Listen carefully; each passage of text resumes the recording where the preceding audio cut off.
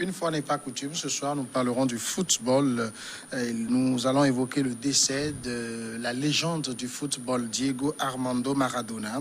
On sera également du côté du Niger, parler là-bas également d'un décès, celui de l'ancien président Mamadou Tandja. Et puis le Burkina Faso, eh bien, Kaboré est-il en passe de remporter la présidentielle? Et notre dernier sujet, le Togo.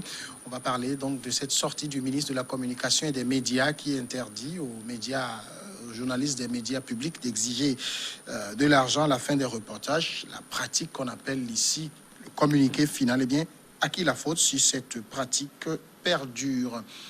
C'est le menu. Et pour aborder ces sujets ce soir, sur le plateau, il y a Adam Adjronou, directeur de publication de Vision d'Afrique. Adam, bonsoir. Bonsoir Samuel, bonsoir la terre politique, bonsoir téléspectateurs, téléspectatrices qui nous suivent de partout le Togo et de par le monde.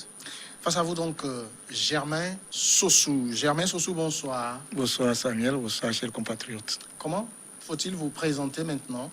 Mais un Togolais, un citoyen togolais, tout simplement. Je ne suis pas changé. Je suis togolais aussi. Adam est togolais. Oui, je ne sais pas si ça veut dire changer. J'ai parlant de l'acteur politique. Est-ce que ça, oui, une casquette, mais oui, mais ça ne change absolument rien. C'est officiel, vous êtes maintenant le patron du parti politique. Les Forces socialistes de l'avenir, oui, à travers le congrès du 10 octobre de cette année. Oui, on m'a fait l'honneur de tenir la brèche, de tenir le flambeau du tout dernier, en tout cas, parti politique au Togo, un parti des jeunes qui a un élan, donc un élan générationnel. Et donc c'est à moi que revient donc cette lourde, mais exaltante, honorable responsabilité de conduire la destinée du parti. Mais je voudrais encore vous dire que sur le plan légal, nous continuons les tractations. Oui, c'est pas encore vraiment formalisé, voilà. Mais on s'est posé la question et malheureusement je vous ai raté puisque je vais vous recevoir sur le sujet à l'époque. C'est pour savoir, on en a déjà plus d'une centaine, pourquoi vous en lancez un nouveau? Oui, mais nous avons cette question même. On dit souvent on m'a raté. Je ne sais pas si on m'attendait avec un gourdet. Dans tous les cas, je prends ça sportivement. Je vous venais tout à l'heure de le dire que c'est une réflexion générationnelle. Nous avons fait 30 ans de parcours politique avec des hauts et des bas. Nous avons fait un break, nous avons réfléchi. Et personnellement, en tant que président, j'ai servi les partis politiques dans notre coalition. Avant d'aller même servir, nous avions un élan. Et nous attendions effectivement les états généraux des partis politiques de l'opposition. Ça n'a pas été possible. Après donc la présidentielle, la toute dernière présidentielle, puisque nous avons un chronogramme clairement établi. Donc 2020, et puis depuis le mouvement Génération Togo, on s'était dit on devait arriver en politique pour commencer donc à partir des élections communales que nous avons organisées et progressivement arriver jusqu'en 2035, qui va être notre premier cap, notre première mesure à la présidentielle, ça va être en 2035. Et puis on verra si ce n'est pas possible en 2040, les forces socialistes de l'avenir vont prendre le pouvoir d'État au Togo. Voilà. C'est parti d'un constat de déception de la vieille garde politique? En partie, oui, mais vous savez, dans la vie, tout est mouvement. Pour ceux qui s'intéressent un peu à la politique, enfin à la philosophie, vous savez qu'on ne peut pas descendre 2 fois dans un fleuve. Donc la vie est en perpétuel mouvement. Donc vous allez vous rendre sans nul doute compte que beaucoup d'acteurs sont en train de partir. C'est tout à fait normal que ceux qui ont servi à un moment donné fatigués par l'âge partent et qu'une nouvelle force se constitue. Donc c'est dans cet élan, mais également, c'est aussi fort d'une certaine expérience, donc auréolée de déception, que nous arrivons avec une nouvelle approche politique. Mais comme je l'ai dit, nous avions pensé que le parcours politique était un peu vicié dans notre pays. Il fallait partir de la base. Désormais, les acteurs politiques doivent véritablement partir de la base, se faire connaître. La marche républicaine. C'est ce que nous avons. Nous avons un concept que nous appelons la marche républicaine. Et désormais, vous devez parler que quand vous avez le mandat, il faut gravir les échelons à travers le travail et le mérite. Et c'est ça que nous apportons. Mais nous allons également véritablement introduire une nouvelle approche des rapports politiques dans notre pays. Donc, dès que nous aurons eu les papiers au niveau du ministère, nous allons dévoiler tout ça là. Et vous verrez que nous avons une approche avec l'aide de Dieu qui va nous permettre, malgré qu'on dise que le pouvoir au Togo est si fort, si puissant, vous savez, parfois vous pouvez tenir quelque chose comme ça dans votre main sans que quelqu'un ne vous touche. À force de le tenir, vous allez lâcher progressivement. Et je crois que jusqu'en 2035, il y aura un nouvel homme fort, un jeune. Ce n'est pas Germain Sossou.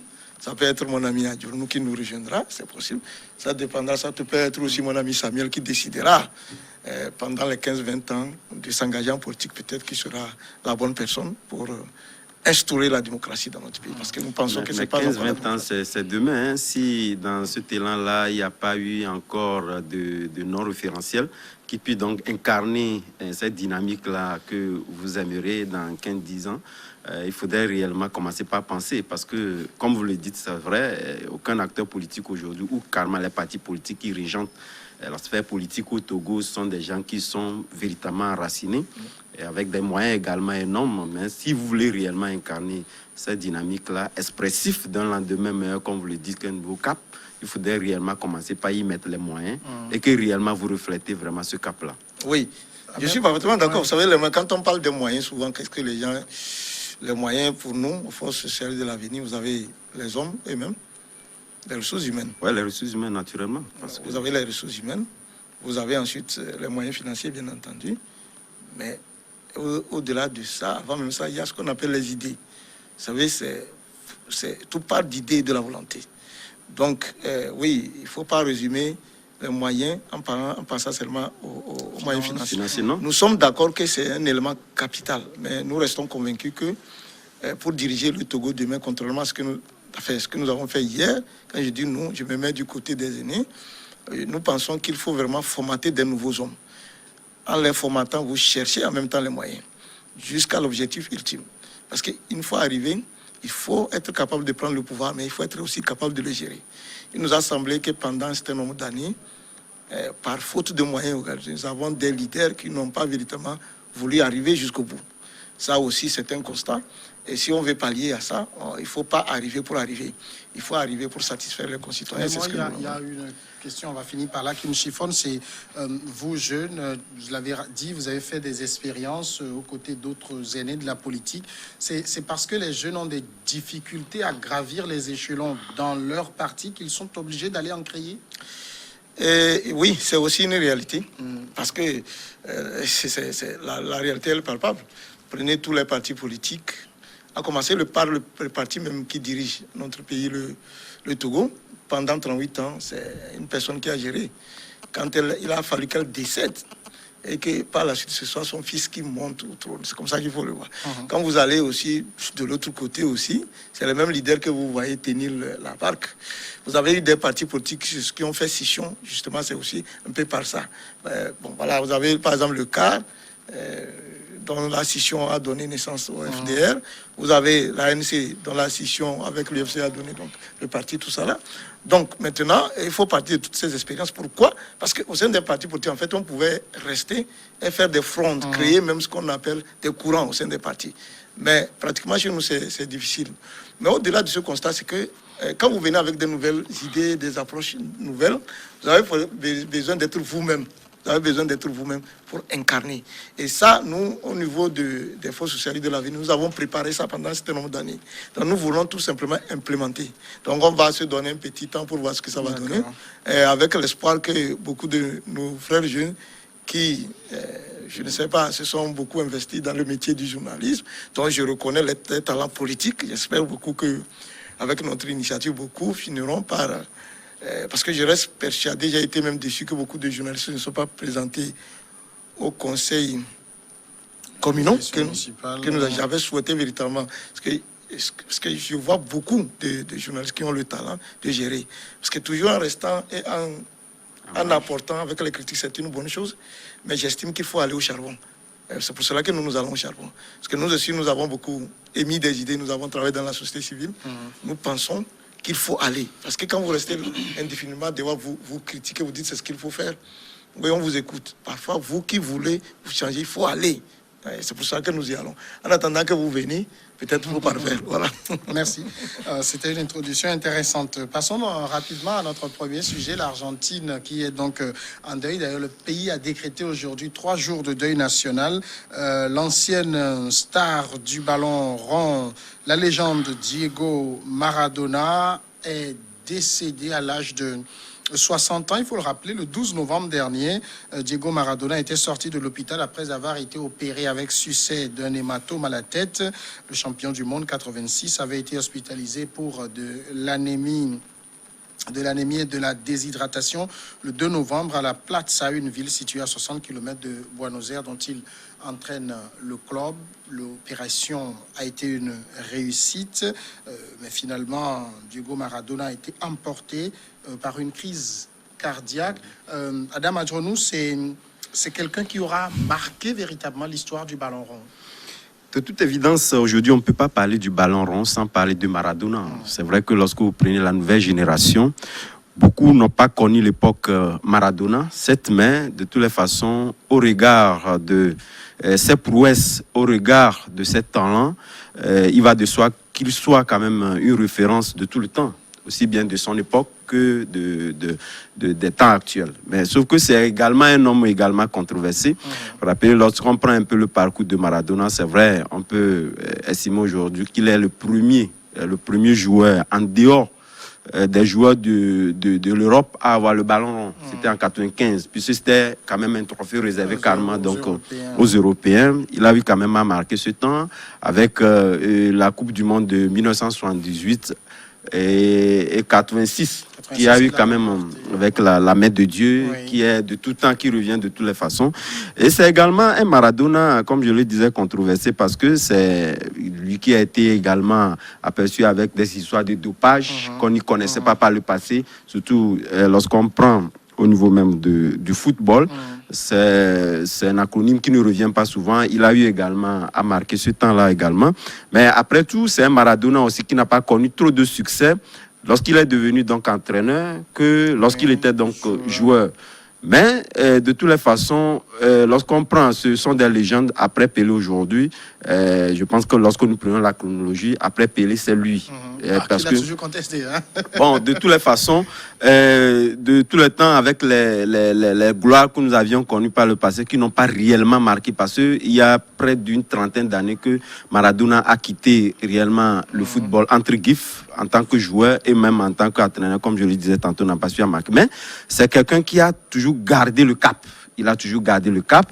On l'a également connu, à part quelques rares, si on prend véritablement Ouéa, c'est lui également qui a été donc l'ami d'un certain nombre de présidents qui ne sont pas forcément, disons, Castro, voilà, Fidel, tout à fait, où l'idéologie n'épousait pas forcément l'idéologie de président de son pays. Et ça également, ça a été un regard qui ne lui a pas été tellement favorable, etc.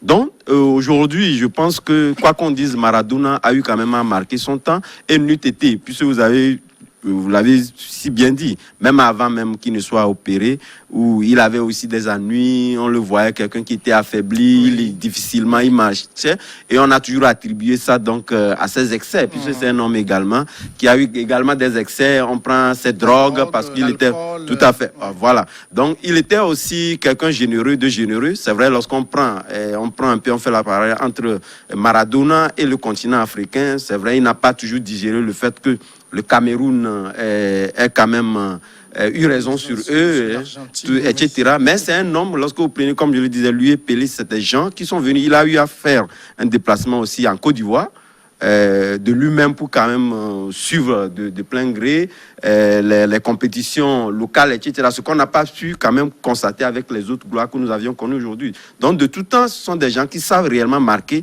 leur époque. Quand bien même qu'on lui demandait à qui il voulait ressembler, il dit non, il voulait ressembler à lui-même parce qu'il voulait vivre sa vie. Mais au même moment, ça a été aussi des références qui ont eu quand même à lui donner un poids également dans cet élan de gloire, etc.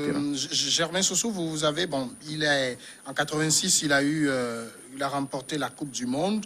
J'avoue que 86, moi j'étais un tout petit enfant. Vous l'avez vu jouer? Moi je ne l'ai pas vu jouer, je n'ai pas connu cette période-là. Non, même si vous ne l'avez pas vu jouer, aujourd'hui vous pouvez le voir puisqu'il y a... Non, c'est vrai, voilà, vivre à l'époque... Voilà, vous ne l'avez pas vu. Voilà, vous l'avez... Non, oui, moi j'étais au collège, je crois. J'ai vu Maradona, c'est pas... Moi je n'ai pas connu Maradona en étant grand nom. Je l'ai connu quand j'étais petit, au collège déjà.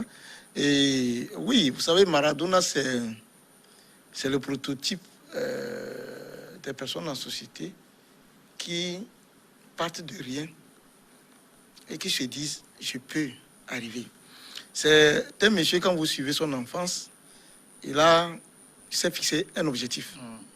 Notamment, il avait pratiquement 11 ans ou 10 ans, il a dit. À l'époque, déjà, il faisait des merveilles. Il dit qu'il voudrait jouer la Coupe du Monde. Son objectif, c'est de jouer la Coupe du Monde avec le maillot de son pays et de remporter. Donc, c'est à ça, vous faites référence en 86. Maradona va remporter la Coupe du Monde en étant capitaine de l'Argentine. Et puis, c'est quelqu'un, pour rappel, qui est né dans une famille pauvre. Très pauvre, qui est né dans une famille pauvre.